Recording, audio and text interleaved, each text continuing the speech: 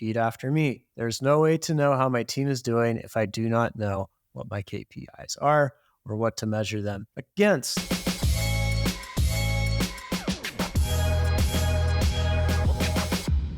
Hey everyone, welcome to the training this week. Today we're going to be talking about how to close more deals by improving your solar sales team.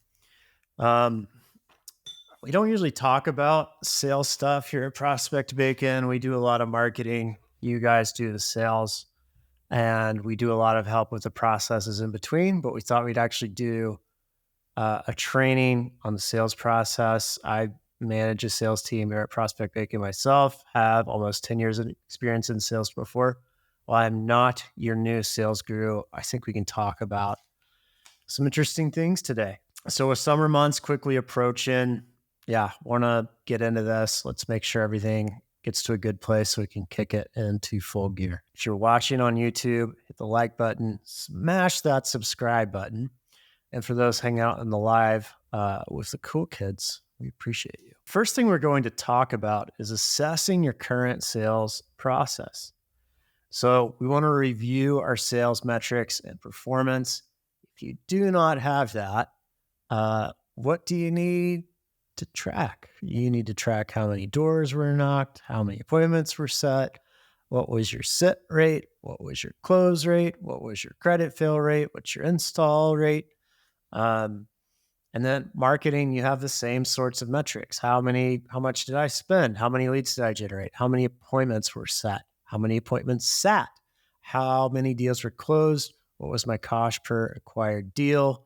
What was my installation rate? Those are the numbers you need to track. So there's no way to know how your team is doing if you don't have these numbers and KPIs set.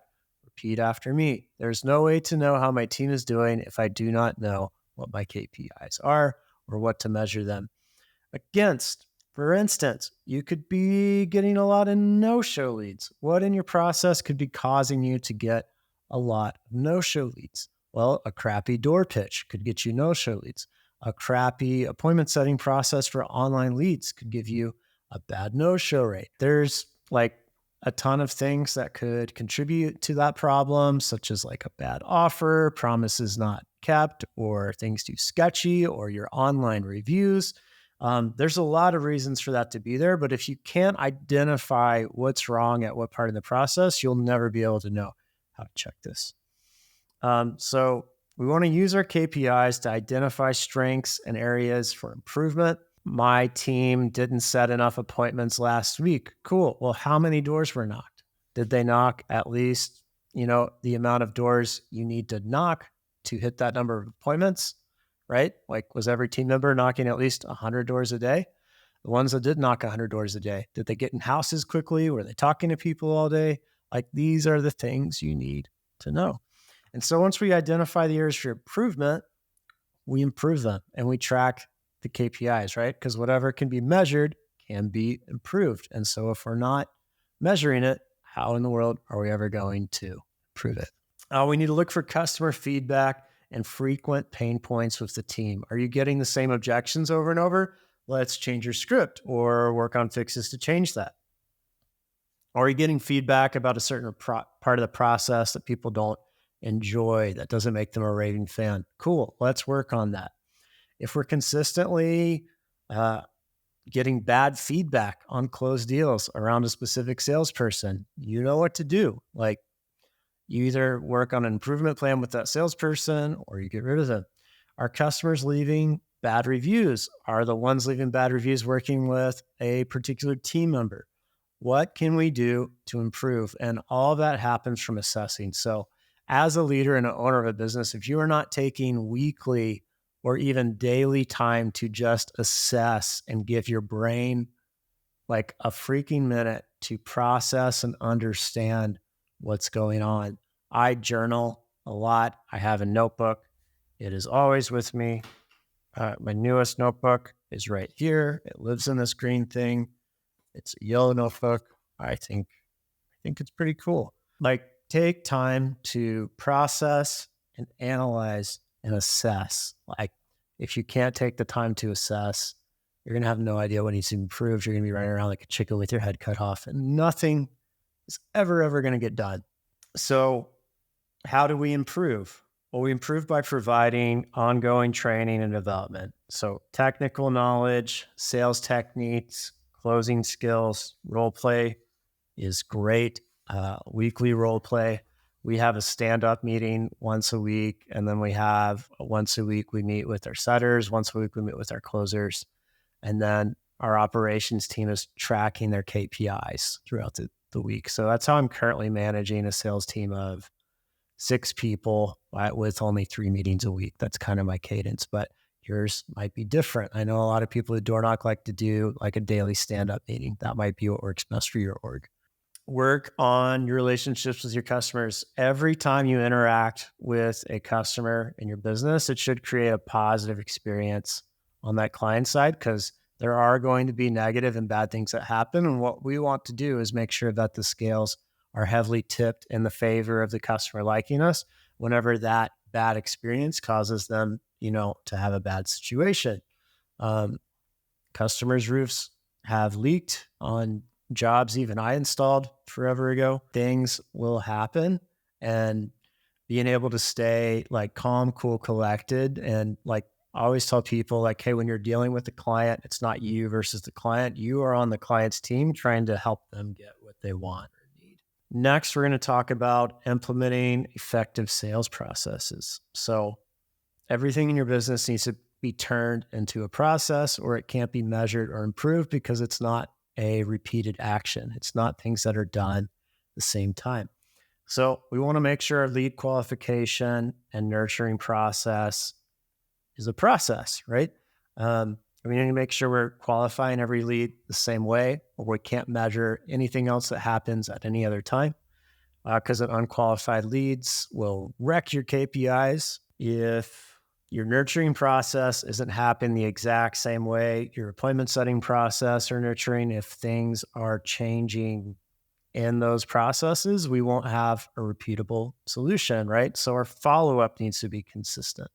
Our appointment setting needs to be consistent. Everything needs to be consistent so it can be measured, so it can then be improved, right? We're all about getting 1% better every day. So if we're streamlining all of those things, well, then what's next? What's next after nurturing and appointment setting? We have getting our sales funnel in line, right? Which is going to be how we acquire our leads, how we nurture our leads, how we set our appointments, how we close our deals, how we get our deals to site survey, how we get our deals to install, how we get our deals to PTO. We're tracking that whole thing, your pipeline management, your whole sales funnel from lead all the way to install to hopefully referrals. We need processes that go from every single of those steps. So if you haven't sat down with a piece of paper and just wrote out, this is how I get my leads, this is how I turn each of these types of leads into appointments, this is how these appointments are set, this is how these appointments are closed. If I have a credit fail, this is my process. If the lead wants to think about it, this is our process. You exhaustively write down all of your processes, and then all of these things can be measured and improved. And that's how you get better and better every single day. And then finally, like utilizing a CRM software correctly for better tracking and follow-up. It seems like CRMs are the bane of every salesperson's existence. I was a sales rep. I hated CRMs. I own a business now. My sales reps hate their CRM. So it's all about getting people, they're not that bad, but it's getting people to disposition seems to be a real pain in the solar industry. So we need to make sure everybody are doing their task in their CRM. If we're paying for this expensive software, right, let's get people using it. Let's make sure they're dispositioning. Let's make sure they're doing all the things so you have all the data points you need. And then a good CRM is probably also involved in some follow-up activities. So people not using our CRM correctly is literally costing you follow-up sales and monies. We need to be fostering a supportive team environment, right? We need to encourage knowledge sharing, best practices. And one of my favorite things is like sharing stories. I love using stories in sales processes. I try to share stories I get with my team. We have a Bacon Wins channel. which we try to fire up the team through stories, which is a little bit better than like just celebrating a super quick win. Like you need the context of the win, right?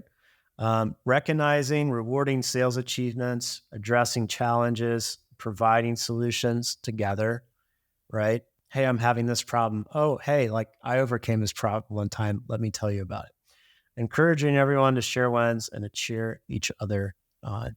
And so wrapping up, we want to make sure we're setting clear and achievable sales targets based on the KPIs we had from earlier. We want to make sure our targets, we have our targets, which are those numbers we can't miss. We have our goals, which is the numbers we're aiming for. And then our KPIs are lining us up to hit those numbers. We're encouraging feedback and communication with our team. We're empowering sales reps with tools and resources to do their jobs. And we're regularly reviewing and adjusting sales strategies based on the results, right? Marketing is math and a little bit of creative mysticalness, I say, but like KPIs, once you can turn your marketing into math and understand I have these fixed processes which output X result, then scaling becomes really fun. It becomes really predictable. And that's where we want to be. So thanks for hanging out. Again, if you're watching this on the YouTube, hit the like and smash that subscribe button. And if you're hanging out with the cool kids in the group, drop any questions or comments below. As always, comment info below and we'll send you a free PDF overview of this live.